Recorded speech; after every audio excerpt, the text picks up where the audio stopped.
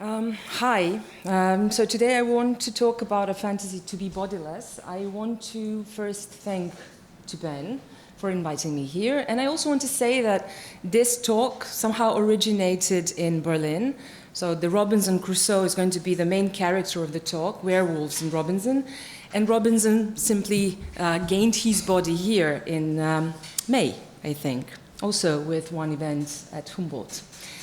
So this longing for bodilessness has its twin face in neoliberal and authoritarian regimes of rationality, in the desire to be in complete phantasmal possession of oneself, and thus invulnerable to the endless reconfiguration of the world, and in the desire to return to the fictional times when society was ordained as an aggregate of self-contained, self-actualizing individuals.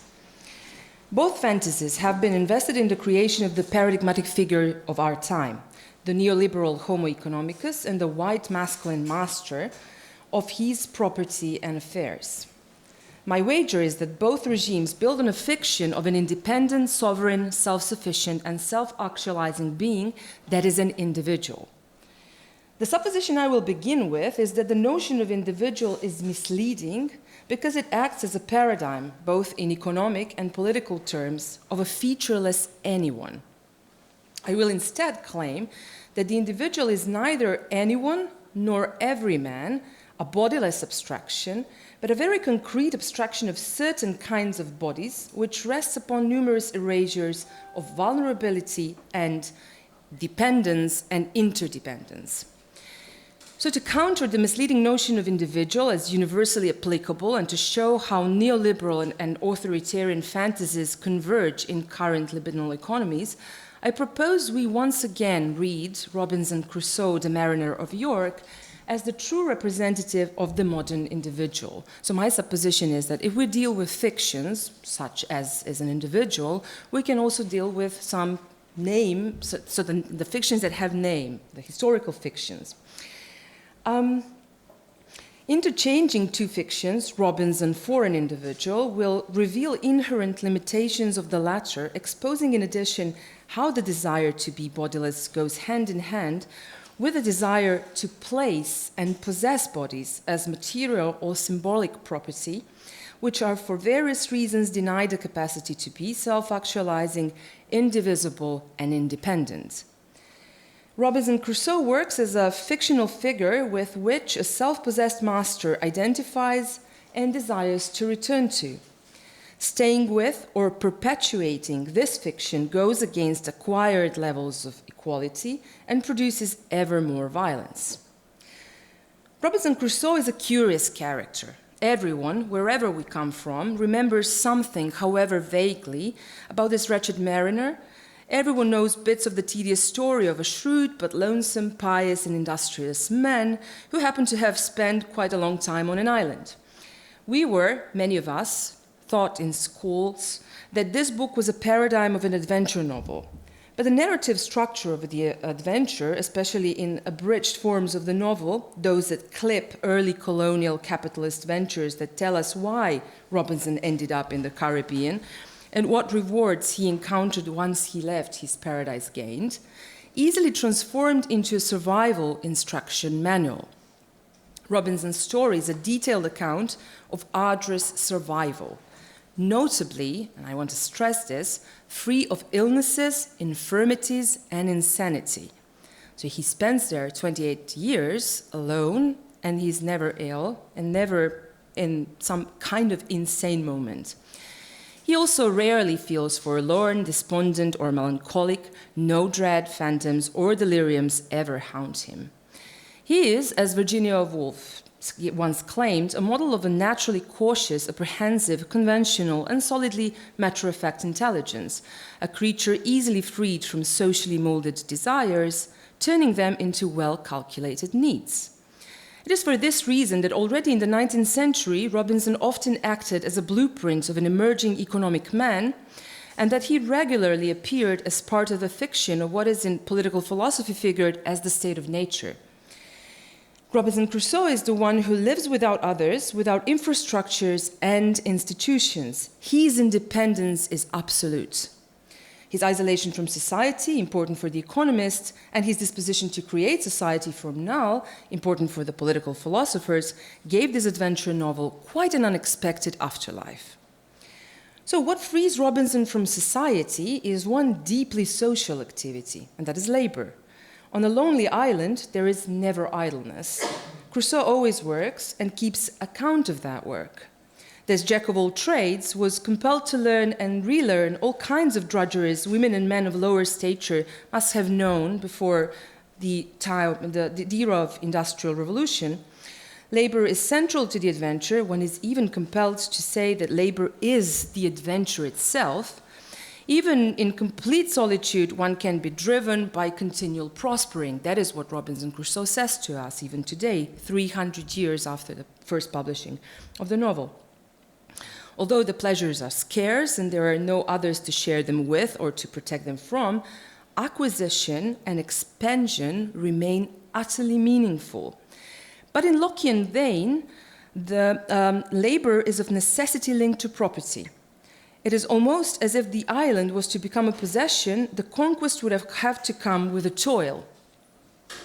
Thus, instead of degenerating into a delirious state confronted with woeful, endless solitude, Robinson is overpowered with joy by the sight of the land, and I quote, so fresh, so green, so flourishing, everything being in a constant verdure of flourish, of spring, that it looked like a planted garden. He surveyed it with a secret kind of pleasure, with a keen awareness, and this is again the quote, that this was all my own, that I was king and lord of this country indefensibly and had a right of possession. The gaze of Crusoe is the gaze of an invulnerable, self-sufficient settler who, mixing his labor with lush nature, in his mind becomes the rightful possessor. Although he is often framed as a natural man in a state of nature, Robinson is essentially a colonial settler. He happened to have found himself in this tropical Garden of Eden as a planter who had left his Brazilian colony on a slave-hunting mission. Although the isle is a perfect terra nullius, an ideal virgin land, and also a perfect setting for a natural estate figure, the one who surveys and domesticates it is thoroughly molded by society. His skills, habits, tools, arms, and needs were belonging to a society he was accidentally dejected from. Robinson's state of nature, so quote-unquote, is not a Hobbesian wolfish dystopia or Lockean naturalized domesticity, or, for that matter, Rousseau's haven of noble savages. It is a rather small colony which, people or not, serves as a model of primitive accumulation. As many a colonizer, Robinson was also a self-proclaimed sovereign. He first defines himself as a king ruling over his little family, and these are now quotes, composed of a parrot, goat, one dog, and 2 cats, an absolute monarch, this is again a quotation, over his servants, whom he could hang, draw, give liberty, and take it away.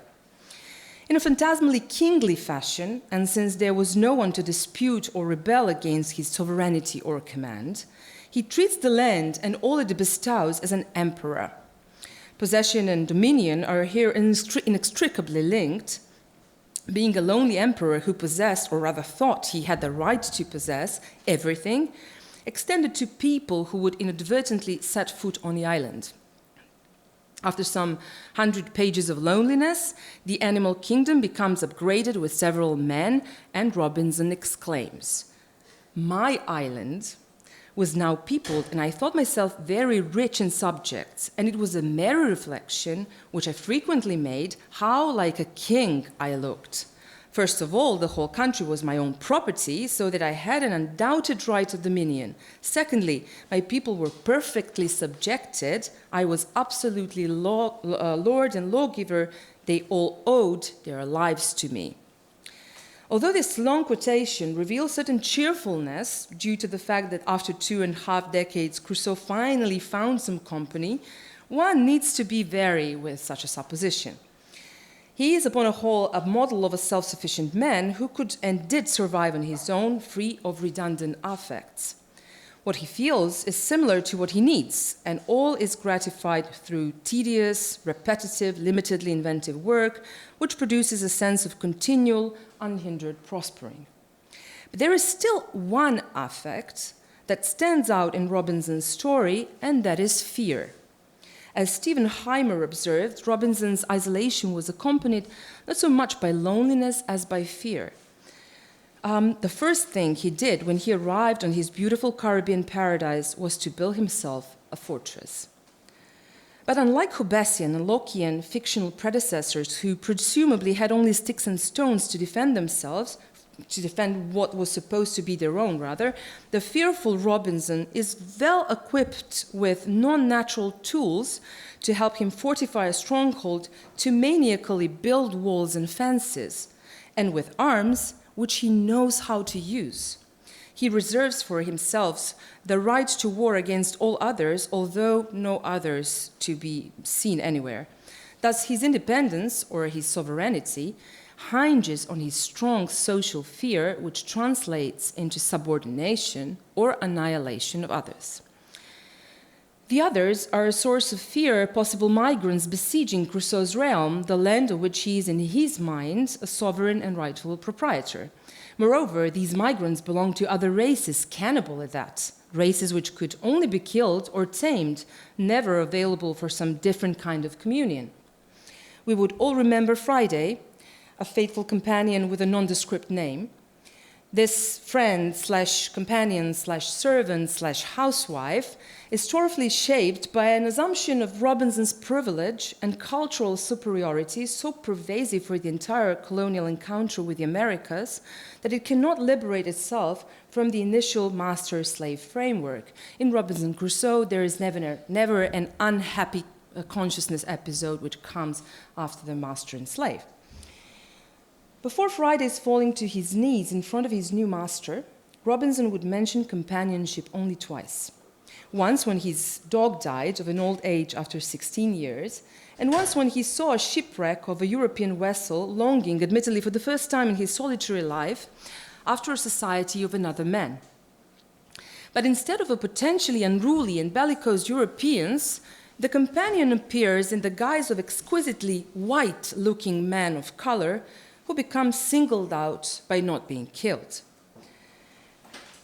To that, Friday famously responded thus, I quote, "At length he came close to me, and then he kneeled down again, kissed the ground, and laid his head upon the ground, and taking me by the foot, set my foot upon his head. This, it seems, was in a token of swearing to be my slave forever." This archetypal scene of colonial libidinality assumes a standing individual whose feet has been willingly put on the head of a non-individual, or at most of an individual to be in some indefinite future moment.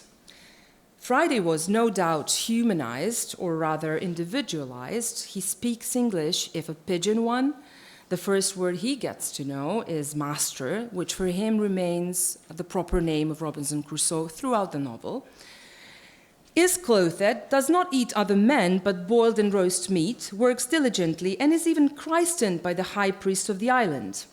The massa, however, never lets go of an unfounded fear, unfounded because, according to Robinson's account, they lived there perfectly and completely happy, that Friday would once return to his nation, bring 100 or 2 of his countrymen, and make a feast upon him, forgetting, and I quote, all his obligations to him. Let us in the end turn to the obvious fact. Robinson Crusoe is decidedly a story about a man, or perhaps about men. True, at the beginning and at the end of the novel, one does encounter a few female figures, among them a wife.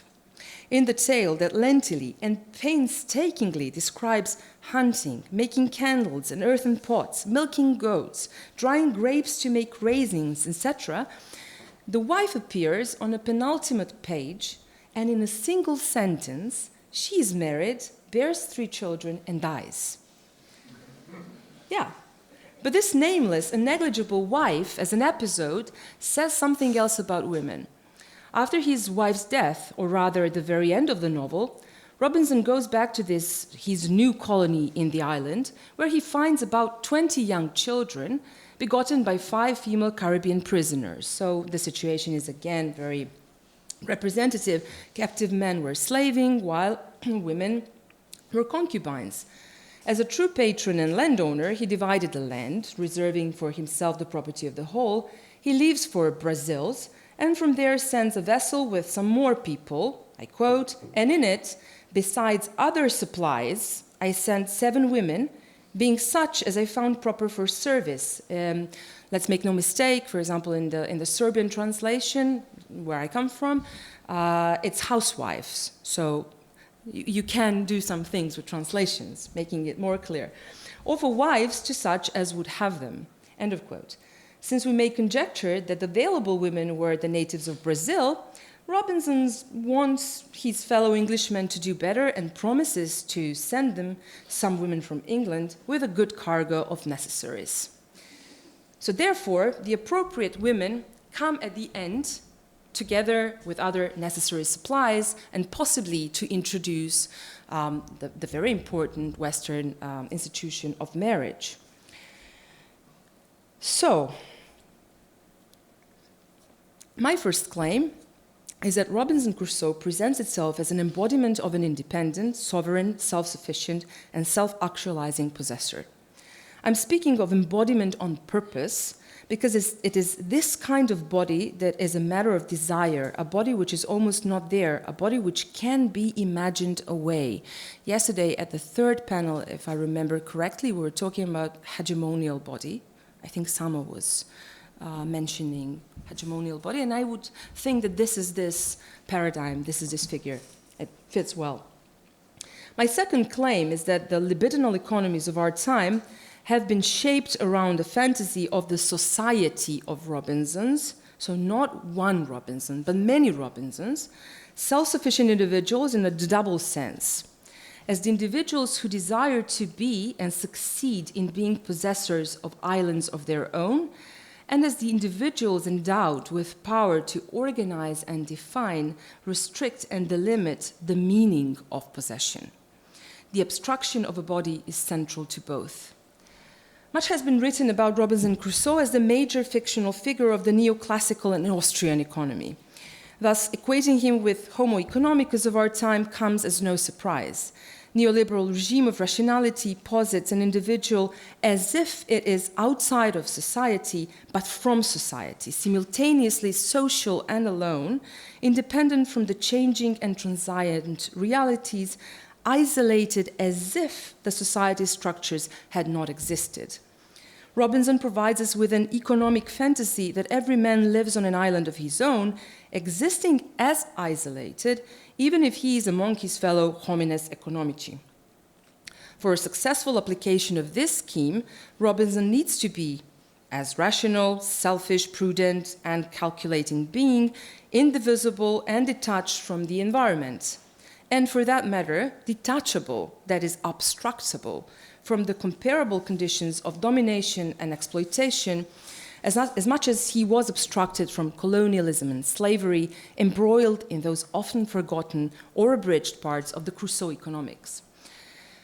However, we should not forget that wealth of the isolated individual, completely unhampered by society, comes to him not from his kingly or knightly efforts on the island, but from colonial appropriation, plantation slavery, capitalist contracts, and absentee ownership.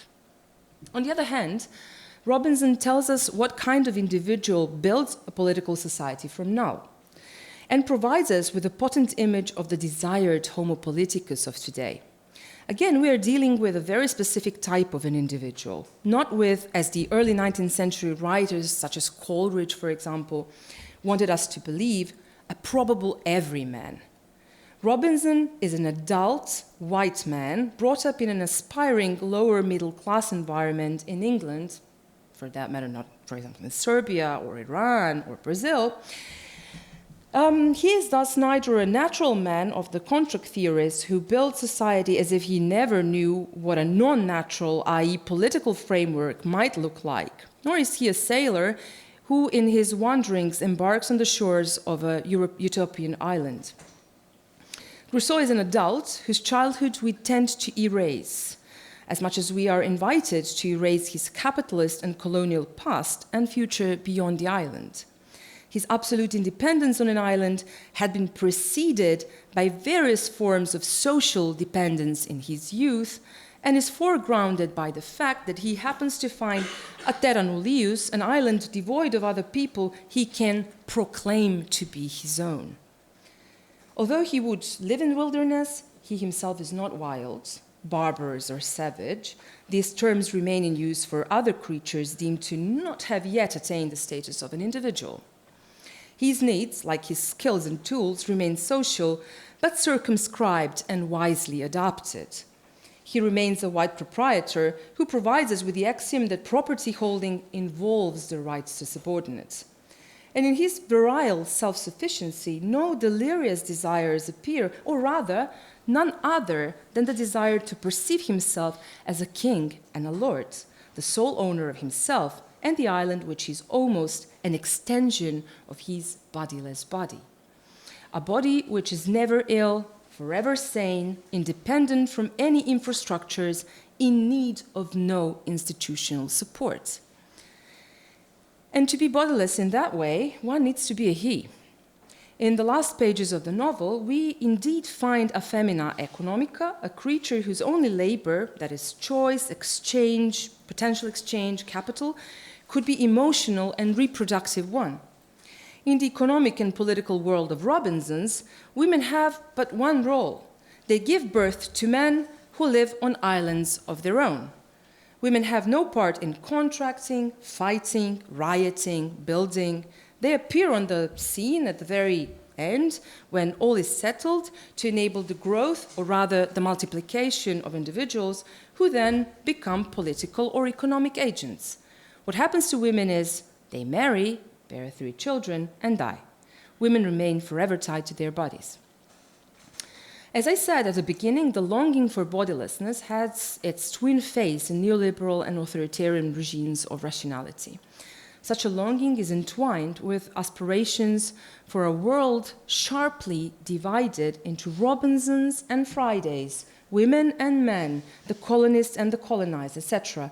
A world sharply divided into those who are bodiless and those bodied beings whose body ties them to a specific place in the hierarchy of things.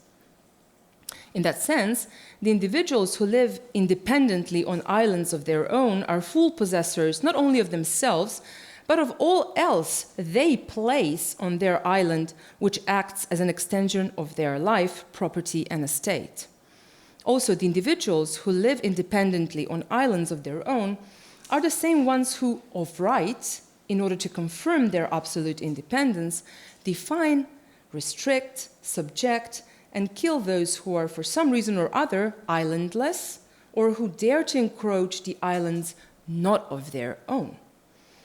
Demanding this right again today, as a return to necessary and justified form of fortification of the white and male mastery over the island, is the true mark of the authoritarian economies. Thus, the society of Robinson's assumes both the perpetuation of the economic illusion of abstract equality of all two in a bodiless fashion to become the master of the island, and the political claim to install inequality at the very heart of that illusion as a natural part of mastery. This is a paradoxical motion of contemporary individual, forward in providing ever more signs of complete possession over oneself, and backward in search of entitlements, power, and privilege, phasing away in a world in which so many bodies sought and partially gained recognition in their dependent and non-self-sufficient ways. These are gendered bodies, bodies with entangled racial and indigenous histories, deprived or invisible bodies, etc. The backwards-looking fantasy of entitlement relies both on a drive to accumulate more possessions and to treat others as possessions. It assumes not only that the available number of islands would never be equally distributed, as the extensions of the possessor's body, islands are in fact figured as indivisible. It also affirms the notion that the number of islands should remain restricted and available only for true masters. For that, the world needs to return to a state when everyone knew their place, when, what is more, it was Robinsons who were placing other bodies as their phantasmal property on their own phantasmal islands. It is precisely as a phantom possession that Eva von Redeker terms the contemporary residual entitlement, the disposition to dominium, where for some to have it, others needs to be it, others whose very being the phantom possession implies embodiedness, vulnerability, and dependence, and where having phantom possession secures the opposite, the fantasized bodilessness, invulnerability, and independence. For some to be bodiless, others must remain bodies. For a full possession to take place, others needs to remain in the position of possessions, never to attain a status of possessors themselves.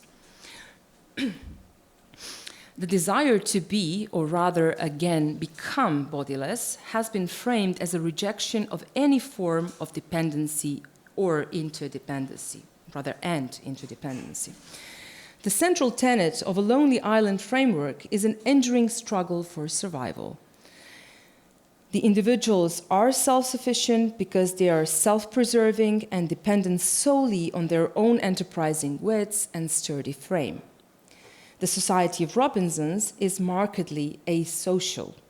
Industriousness, plainness, and moderation, coupled with a lack of any complex desires other than to possess, turns them into the ones who owe nothing to society, not only to others, but to its infrastructures and institutions. Each one is a society of his own. Framed as Robinson, a human is almost by nature not dependent. Framed thus, a human is also never hungry, cold, ill, divisible. That is, without a body. Since it either lives on an imaginary Caribbean island where at all times it's very warm and pleasurable, or has someone to take care of him when young, infirm, and old, like Friday, or cannot ever get pregnant, that is, become divisible. Society of Robinsons today wants to supersede a society organized around bodies, to erase its potential to make everyone equal in their vulnerability, something utterly inadmissible within the frame of an arithmetic aggregate of isolated and deserving individuals. The fantasy of the Society of Robinsons is a fantasy of an asocial society of inventive bodily entrepreneurs who are outside or beyond the bonds that make one vulnerable. But it is also, and at the same time, a fantasy of a deeply structured society of the invulnerable, of the perpetual colonizers who of right turn nature and people into property, manage and place them as his rightful possession, and treat them as a pure sum of well-calculated needs. To sum up, to become bodiless then assumes having a servant who puts his non-white head under one's foot as a token of swearing to be a slave forever. Having a woman who marries, bears children, and dies. Having your fellow countrymen who continue to accumulate for you the wealth of an island, which remains the sole property and extended body of a rightful master and possessor who reaches out to other island proprietors in an open exchange, which is then the name for society, a desired society of Robinsons. Thank you.